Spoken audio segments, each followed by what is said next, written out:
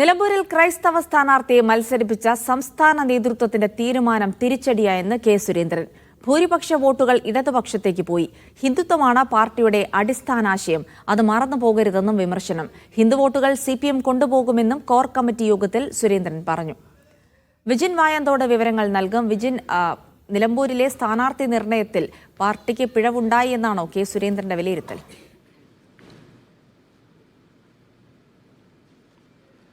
ജിൽസി, എന്തായാലും ഇന്ന് നടന്ന കോർ കമ്മിറ്റി യോഗത്തിൽ അതിരൂക്ഷമായ വിമർശനമാണ് സംസ്ഥാന നേതൃത്വത്തിനും രാജീവ് ചന്ദ്രശേഖരനുമെതിരെ വി മുരളീധരന്റെയും കെ സുരേന്ദ്രന്റെയും വിഭാഗങ്ങൾ ഉന്നയിച്ചത്. നിലമ്പൂരിലെ മാത്രമല്ല, പാർട്ടിയുടെ പൂർണ്ണമായ പ്രവർത്തനങ്ങളിലും വലിയ തരത്തിലുള്ള പിന്നോട്ടടിയാണ് സംസ്ഥാനത്ത് നടന്നുകൊണ്ടിരിക്കുന്നത്.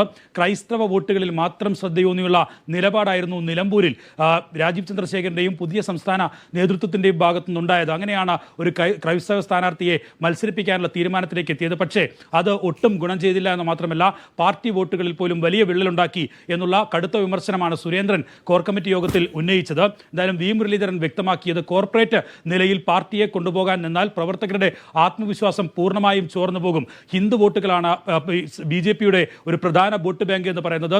അതുകൊണ്ട് തന്നെ അത് മറന്നുള്ള ഒരു പ്രവർത്തനം നടത്തിയാൽ അത് BJPക്ക് വലിയ തിരിച്ചടിയാകും. സംസ്ഥാന നേതൃത്വം ഇപ്പോൾ ടാലന്റ് ഹണ്ട് ഉൾപ്പെടെയുള്ളവ നടത്തിയാണ് നേതാക്കളെ തിരഞ്ഞെടുക്കാനുള്ള ഒരു നീക്കം നടത്തിക്കൊണ്ടിരിക്കുന്നത്. യുവമോർച്ച, അതുപോലെ തന്നെ മഹിളാ മോർച്ച ഭാരവാഹികളെ തിരഞ്ഞെടുക്കാൻ കഴിഞ്ഞ ദിവസം തൃശ്ശൂരിൽ രാജീവ് ചന്ദ്രശേഖർ ടാലന്റ് ഹണ്ട് സംഘടിപ്പിച്ചിരുന്നു. ഇതിനെതിരെയും രൂക്ഷ വിമർശനമാണ് ഈ കോർ കമ്മിറ്റി യോഗത്തിൽ ഉയർന്നത്. കാരണം അടിത്തട്ടിൽ പ്രവർത്തിച്ച് പരിചയമുള്ള വളർന്നു വന്ന നേതാക്കളെ പൂർണ്ണമായും തഴഞ്ഞ് ഇത്തരമൊരു നീക്കത്തിലേക്ക് കടക്കുന്നത് പാർട്ടിയെ വലിയ തരത്തിൽ ദുർബലപ്പെടുത്തും എന്നുള്ള അഭിപ്രായമാണ് നിലവിൽ കെ സുരേന്ദ്രനും വി മുരളീധരനും ഉന്നയിച്ചത്.